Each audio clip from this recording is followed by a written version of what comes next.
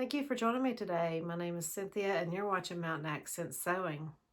Today I'm just going to share a little bit of a sewing catch-up and patterns. Lots and lots of patterns. Hopefully I can get through all of this. I know it's been a while. I feel like it's been a while since I've been on here, and really it was just about a month ago. I was on here for Friday Sews at I think it was the first Friday in February. I did get a lot of things completed in the month of February, but I did get quite a few things accomplished sewing-wise. So I want to dive into what I've made first. I completed my Megan Nielsen Jarrah sweatshirt, and I've always previously made this version A. This time I decided to try version B. Now version A has like a ribbing at the neck, it has a waistband and cuffs on the sleeves. But on version B, you have the ribbing on the neck, but it has a split hem on the sleeve and also a curved split hem on the bottom. Let me grab my completed Jarrah sweatshirt. This is a beautiful French terry. I purchased this as a bundle. I got the French terry and the ribbing from Andrea at Beyond the Pink Door. And because she'd already sold out of the smaller bundle, I purchased the larger bundle, and I got 2 meters of this. So I do have about maybe a half meter or a little more of the French terry left, and I have a lot of the ribbing left for another project. And I really liked making this, but now this French terry is printed, so it is white on the other side. So you do see that, and that tends to, I mean, it bothers me a little bit, but not too bad. I have to say I like the way it looks when I wear it, but I'm not exactly thrilled with the finish on the hem and the at the waist and the sleeve. Now I did follow the instruction, and I did a zigzag on the hem and sleeve, but I always like that the finished look of an overlock. So I have, like, you know, used Mariflex thread and sewn constructed it together, but I finished my seams with a serger, even though, you know, French terry will not fray. And I didn't really, I started doing it on these, but I didn't want the black thread showing there. I followed their instructions. They do not have you finish those seams, but I just feel like it's not as neat. And then also I have worn it already. I finished it in early February, and I've worn it out a couple times. Went out to eat with friends for my husband's birthday, and I felt like I had to push my sleeves up a little bit to keep it from falling in my food a couple of times. I will insert pictures of me wearing it. I just paired it with jeans, and I loved wearing it. And I also added Sarah, I think it's a Sarah Hart's label, and it is North Carolina. You know, Western North Carolina was hit with Hurricane Helene, and ever since then there's the hashtag Western North Carolina Strong, and this makes me think of how we survived Hurricane Helene. And then it says made in North Carolina on the Western, it says made in NC on the back side, which is upside down when you flip it up that way. But anyway, that is my completed make for February. My one and only completed make. Now I have made a dent in another project, but before I get into that, I'll tell you what I'm wearing. I am wearing a Natalia Jupe henna blouse in black linen. I made this, I believe it was last summer. I haven't got to wear it a whole lot, but I do love it. It is a little tricky to iron because linen does wrinkle, and it's got all these like gathers here. All the gathers run through here and at the back. The sleeves is really the trickiest part to iron, but I love this yoke. and it's a yoked in the back too, and I love this little V, and it's just a very boho style of blouse. So it was a Talia Jupe Hannah blouse. Now, moving on to the project that I'm working on that I had hoped so much to finish in February so that I'd have another completed make. Let me just get it. This item is, or it's going to be my second make for my Make 9 2025. And, you know, I made one in January and I thought, well, I'm going to knock out another one in February. And I got close. It is the Fibre Mood Clover jeans. And I'm to the part of adding the belt loops. Here's the belt loops. I've just got a pin through my zipper front here. And the great thing about these pants, well, there's lots of things that I like about these pants, and I will have a separate video dedicated just to these pants. I just hope that they fit the way that I think they're going to fit, but we'll find out soon. Hopefully I can get the waistband added this weekend and hem them, and they'll be ready to wear, and I'll get back to you soon, hopefully with a video. But it has lots of pockets, so it does have patch pockets. Now, I did do the back pocket just a little bit differently because they had the back pockets curved, but on some of the other pockets it was completed more like I have finished it, so I decided to keep them all consistent and have it kind of like a straight edge there. You've got a big pocket over here, and it's got this gorgeous pleat here and a flap, and you got your double pockets here, and of course you got your one for a hammer. Not that I'll be carrying a hammer around, but I wanted a pair of jeans that I could wear out on the boat when we were fishing, or I could wear them hiking, or I could even dress them up and wear them out to town. But they are going to be, I think, super comfortable. Now, I don't believe the pattern calls for using a stretch denim, but this does have some stretch, and yeah, just a little bit, maybe 3-4% stretch. I bought this fabric from Andrea at the Beyond the Pink Door, but I do not recall which denim it is because she's carried several different ones over the years, and I bought this last year or the year before, and I know it was anthracite, but she has a stretch denim plus a super stretchy denim. And now I have to say this one is light weight, and I don't recall which one of those is lighter of the denims that she carries, or the stretch denims, whether it's the stretch or the super stretchy. But I have to say, I really love sewing with this. And so once I get these completed and tried on, I'll also let you know more about how I like the wearing this denim, because if I like it as well as I think I'm going to like it, I'll be buying more if she still has any in stock in other colorways. So that is what I hope to finish this weekend. And with it being March 1st, you know, I might get it done today or tomorrow, and it'll be, it's still not a February make, but close enough, right?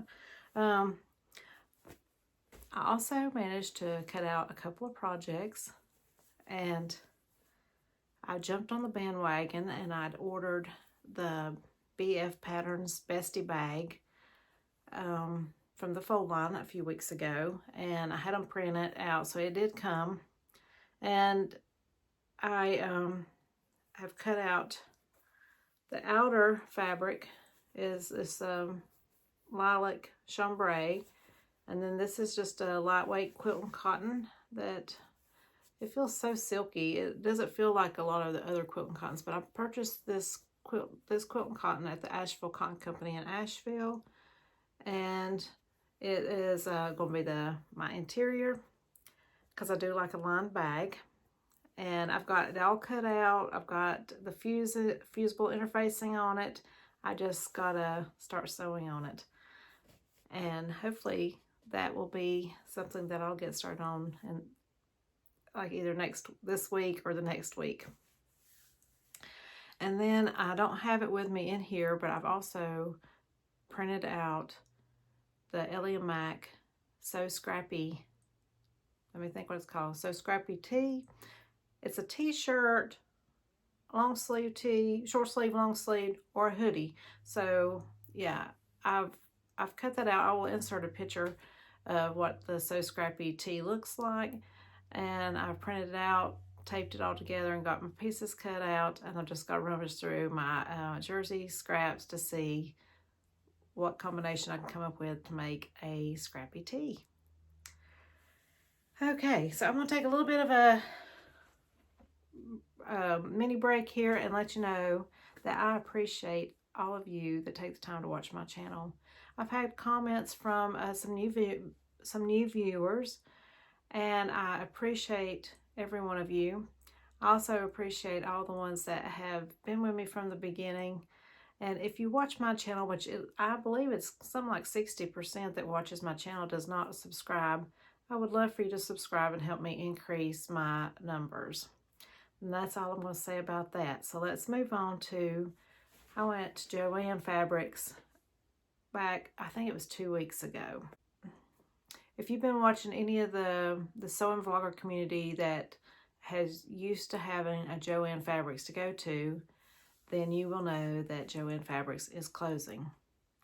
Now that announcement came after I was there, but I think it was the very next week after I was there that they announced that they were closing 500 stores. And then the letter came out and said they were closing all stores.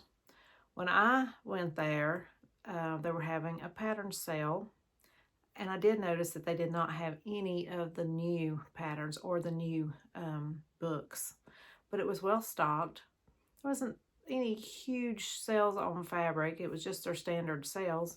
But they did have some other items marked down.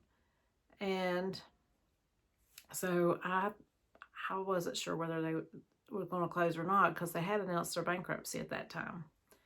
I did look at the patterns, but it was a little tricky because even some of the ones that was in the book, I mean, the drawers were really full, I couldn't always find the ones that I liked in the book. And I don't have the patience to sit there and go through and look like at many pages very slowly. I just kind of skim really fast and try to spot, because I just don't have that kind of patience.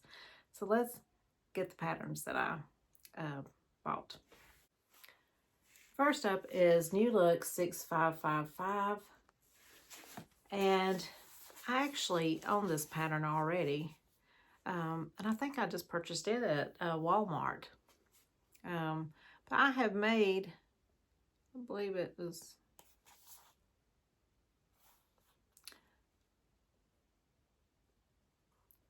I can't tell the difference between version A and version B by their pictures, but I made a version like this in a inexpensive crepe de chine. And it was one of my first times using a big 4 pattern, and although it fit, it was a little tight around the arm side. Is that what you call it? Arm side. And so I'd like to make that again, but I am going to have to adjust that arm side. And I did cut into that pattern, so I picked up another one since it was on sale for $1.99. And I'm going to use a little bit better fabric that is easier to press, probably in a viscose. And I'd like to make this version again.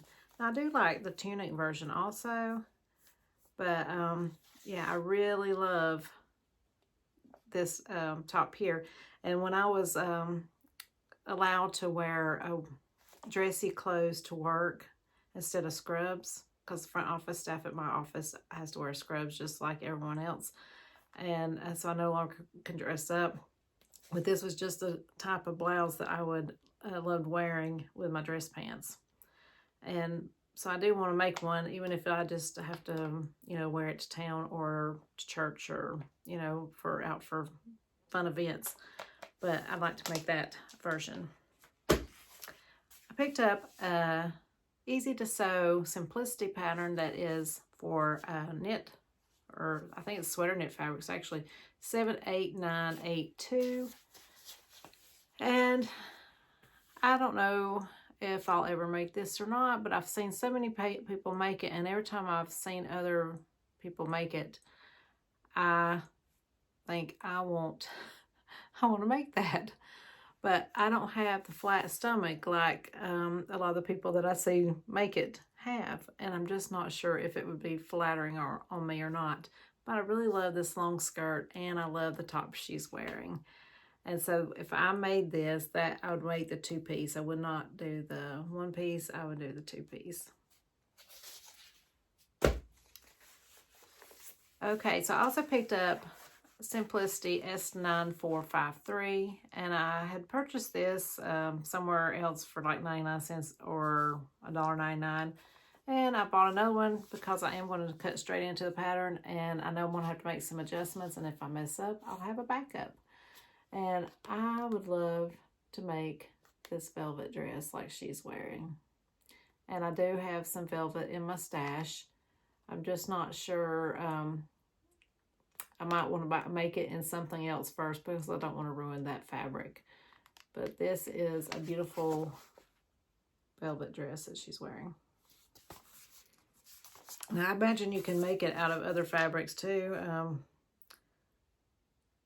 It actually says you can make it out of brocade, cottons, linens, rayons, sateen, silks, velvet, excuse me.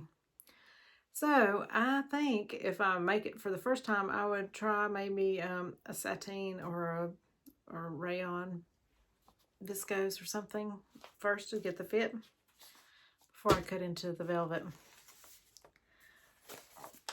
Now, the next pattern takes me a little bit out of my comfort zone, and it is New Look 6737, and I looked at it and I thought, well, I'm not going to buy that. I wouldn't wear it. And then I thought, well, I would love to wear it. So my husband does have a small fishing boat, and it's a bass boat, but I thought, well, instead of always wearing like my fishing clothes, in the summer months when we go out on the lake, I might want to wear something a little nicer. And so I thought, well, I would make this little set, yeah, to go fishing in, but also maybe to get a little sun.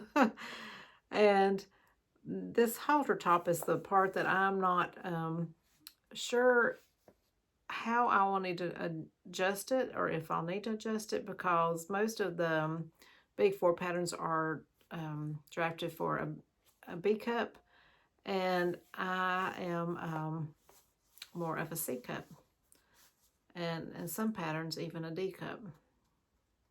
Well, I guess I'm between a C and a D, because it's like 3-inch difference to 3.5-inch difference, because my weight does fluctuate. And so I usually make a C cup. So this is, yeah, New Look 6737. And this fabric here is what I'm going to use to make this in. I purchased this beautiful cotton lawn from Cali Fabrics in California, and I've got it washed and prepped. And so what's my excuse for not getting it done, right? I just need to get it done before summertime. Okay, so the next pattern also takes me a little out of my comfort zone, but for a different reason. It is a Vogue pattern, V1882. And this is the pattern. And every time I've ever seen this in the catalog, I've just loved this, the way the bodice is made with this long skirt. So this is the version that I really, really love. And I love the way it goes in and shows more of the shoulder, because I really feel like I have good shoulders. Like, I like showing off my shoulders in like, you know, tank tops and things. It doesn't bother me to show that skin off, but I might have to raise the neckline because I don't like to really show cleavage. And I believe this pattern is lined. And I have never made a completely lined bodice. So I think it also has an invisible zip, which I have done invisible zips before. And I don't have plans to make this anytime soon, but I would love to make this sometime in the next year or two. And not just keep it in my stash. So I was going to share even more patterns because I was gifted a bag of patterns. But I'm already at 21 minutes. And so I think I may save those for a separate video. And I may go ahead and film it now and then just break it into 2 parts. But let me show you what else I got at JoAnn Fabrics. They didn't have a big sale on fabric, but I did pick up some more baby flannel for some future baby blankets. And that is all the fabric that I bought.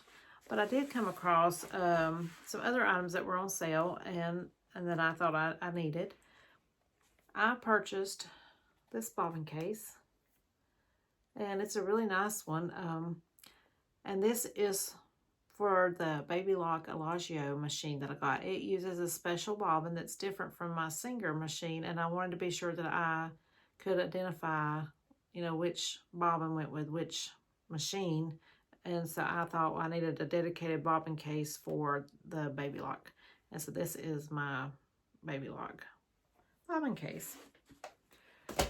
And along the same lines, I found, this was probably, I think, the best buy that I came across. And it is a sewing box. And I believe it was 40 or 50% off. I think it was 50% off. And I just love it. So here it is. It's got all these beautiful bees in green, and I'm all about supporting the honeybees. My father-in-law has honeybees, and when I was younger, my dad had bees. But it has, yeah, lots of storage, and inside I've got my manual and some other attachments that I have purchased for the machine. I believe I mentioned in the last video that this lady, Debbie, thank you, Debbie, and thank you, Jackie, for thinking of me when she was looking for someone to gift the machine to. Sent it to me, and it was set up for embroidery, and it was missing just a few of the attachments that it needed for using it as a sewing machine. So I have ordered a new shank and an all-purpose foot, and I've used it, and I really love the way it sews. And I'm actually using that machine for my Fibre Mood Clover jeans, and it's done a great job. There's the part that's the trickiest for me is that I'm used to, like, when you want to back stitch to secure your stitch, that it would actually go backwards and then back forwards. But this one actually goes down in the same spot to do an extra stitch, you know, to hold it in place. And I also purchased a little sew ready extension table that I can use with it. And I will show that to you at a future video too, once I get that machine set up in a more permanent spot, because I've got to do some cleaning and organizing in my sewing space. I don't have a sewing room, so my sewing space is getting a little cluttered, and hopefully I can get that tackled today. So I hope you've enjoyed hearing about what I've been working on and seeing what I bought at JoAnn Fabrics. And I will see you soon for patterns, patterns, patterns. And they are also a free gift from Debbie, who sent me that machine. And so thank you, Debbie, and thank you, Jackie, for bringing them to me. And I will see you next time. Bye.